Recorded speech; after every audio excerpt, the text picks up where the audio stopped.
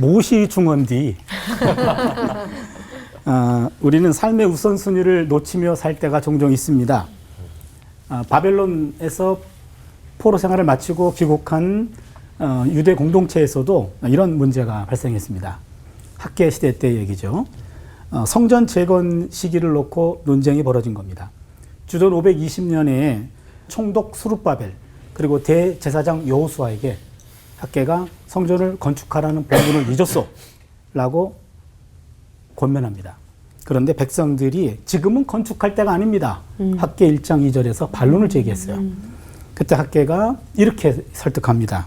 1장 4절에 이 성전이 황폐하였거늘 너희가 이때에 판벽한 집에 거주하는 것이 가하냐.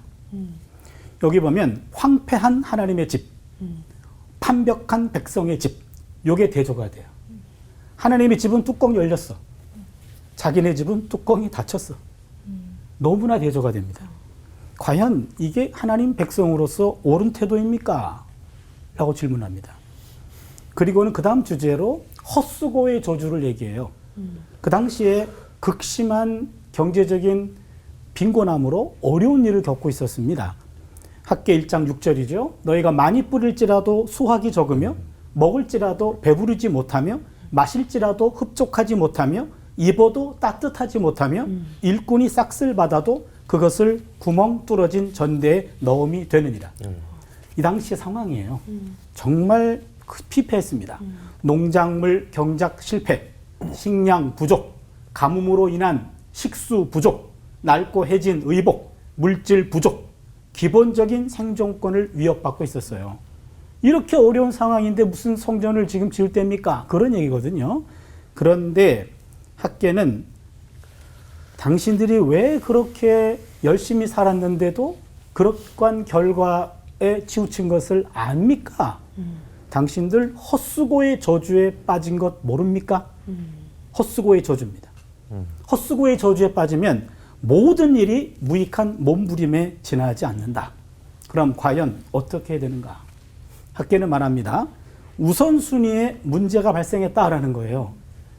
학계서 1장 9절을 보면 너희가 많은 것을 바랐으나 도리어 적었고 너희가 그것을 집으로 가져갔으나 내가 불어버렸느니라. 하나님. 이게 지금 상황이에요. 그래서 나 만군의 야훼가 말하노라 이것이 무슨 까닭이냐? 답변합니다. 내 집은 황폐하였는데 너희는 각각 자기 집을 짓기 위하여 빨랐습니다. 요겁니다. 무너진 성전을 재건하는 것이 바벨론에서 귀환한 공동체의 1차적인 본분이었어요. 그것이 사명이었습니다. 그런데 538년에 귀환했지만 520년까지 그 일이 잊혀졌어요. 18년 동안 성전을 황폐하게 내버려 두고 자기 집을 짓느라고 분주했던 겁니다. 그런데 생활은 점점 어려워져. 이런 예언자 학계와 백성이 처한 상황은 동일해요. 아주 어려운 상황입니다. 그런데 상황을 해석하는 눈이 달라요. 백성들은 경제적으로 어려워서 성전을 재건할 때가 아직은 아닙니다. 이 얘기예요. 학계는 말합니다. 왜 그런 줄 알아? 성전 재건을 하지 않았기 때문에 이런 공경에 처한 거예요. 똑같은 환경인데 신앙의 해석과 불신앙의 해석은 너무 달라요. 학계 해석은 어려워서 못한 게 아니야. 해야 할 일을 안 했기 때문에 어려워졌어. 요 대목입니다. 우선순위가 잘못된 겁니다. 그리고는 1장 10절, 11절에 보니까 그러므로 너희로 말미암아 하늘은 이슬을 그쳤고 땅은 산물을 그쳤으며 내가 이 땅과 산과 곡물과 새 포도주와 기름과 땅의 모든 소산과 사람과 가축과 손으로 수고하는 모든 일에 한죄를 들게 하였느니라. 여기 한죄라는 말이 키워드예요. 요 한죄라는 말, 하나님이 성전을 황폐하게 내버려둔 사람들에게 모든 삶에 한죄로 덮어버렸어요. 한죄라는 말이 호레브, 황폐라는 말이 하레브. 아무리 히브리어를 몰라도 비슷하게 들리죠. 아무리 몰라도 비슷하네요. 그렇죠. 자음이 같아요. 어근이 같아요. 굉장히 중요한 대목입니다. 성전을 지금 하레브하게 내버려뒀기 때문에 우리가 하는 모든 일들이 호레브가 된 거예요. 성전이 황폐하기 때문에 우리 삶이 한죄가 된 겁니다. 그러게 황폐한 상태를 그냥 내버려 두면 내 삶의 한계가 고쳐지지 않는 거예요. 먼저 성전의 황폐됨을 다시 이것을 일으키면 우리의 삶도 저절로 올라가는 건데 이거를 내버려 두고 아무리 열심히 해도 헛수고의 저주에 빠진 겁니다. 학계 당시 성전은 영적 중심지였어요. 영적 상태가 황폐하면 삶도 한죄로 가득 채워집니다. 그렇다면 영적 상태의 황폐가 거두어져야 삶의 한죄도 거두어질 겁니다. 이러한 원리를 망각하고 영적 상태를 황폐하게 방치한 채로 삶의 한죄만을 없애려고 몰두하는 것. 이것은 무익한 몸부림. 성경에 있는 전문 용어로는 헛수고의 저주입니다. 인생이란 제 아무리 열심히 일을 해도 하나님께서 때를 따라 비를 내려주셔야만 아멘. 결실의 복을 얻게 됩니다. 아멘. 자신의 영적 상태를 외면하고 자신의 일에만 분주한 삶은 빗나간 열정입니다. 이기적인 몸부림입니다. 헛수고의 저주에 갇힌 삶입니다. 영적 상태를 먼저 챙김으로 헛수고의 저주에서 벗어나는 은혜가 있기를 바랍니다. 아멘. 기도합니다. 때를 따라 비를 내려주시는 하나님, 영적 상태를 외면하고 자신의 일에만 분주한 빗나간 우리의 삶을 고쳐 주시옵소서. 아멘. 우리를 헛수고의 저주에서 건져 주시옵소서. 예수님의 이름으로 기도드리옵나이다. 아멘.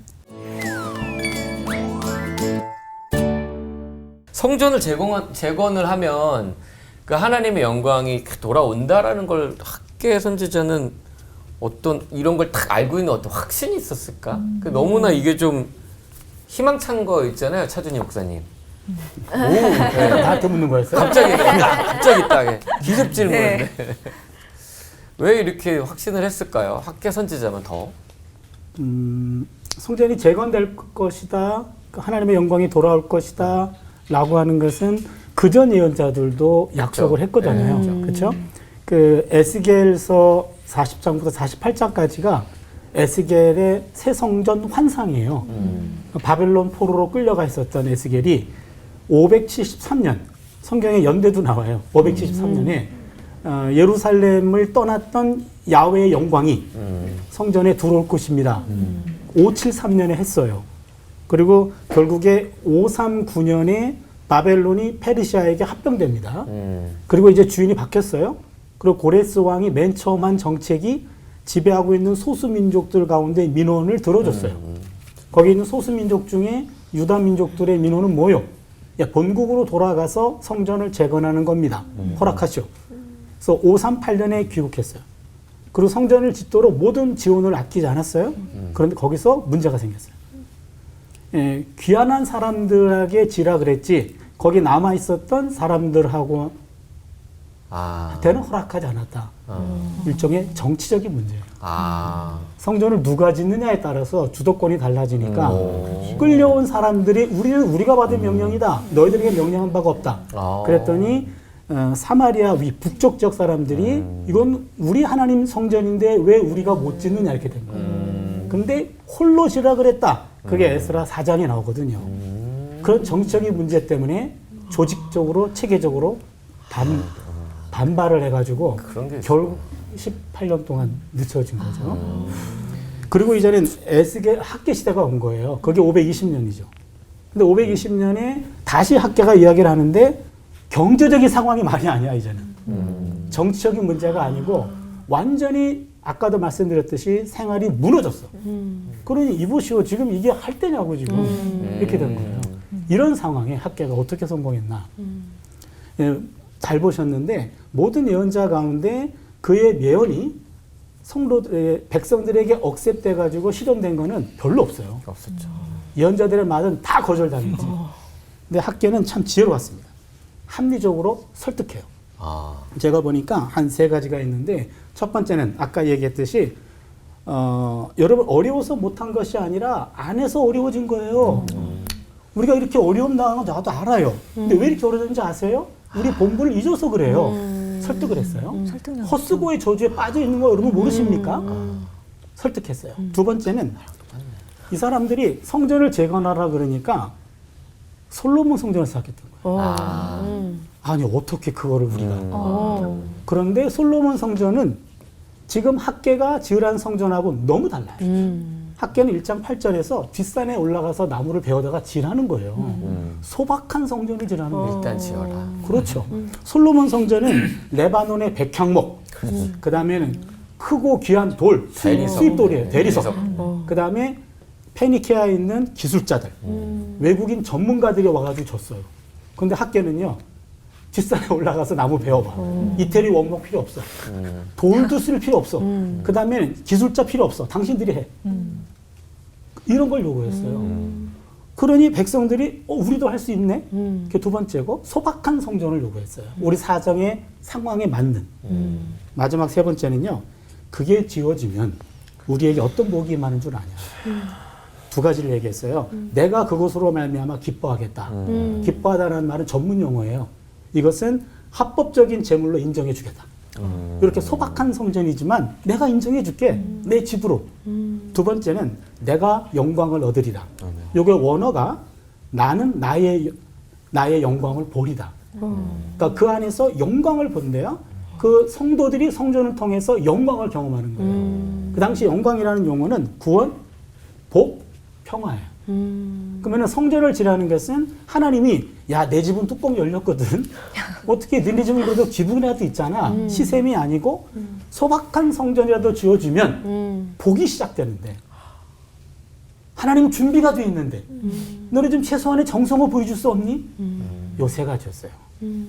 이것에 마음의 문이 열렸고 그 다음에 드디어 수룹바벨, 여호수아, 백성들까지도 힘을 합쳐서 성전을 재건하게 되죠.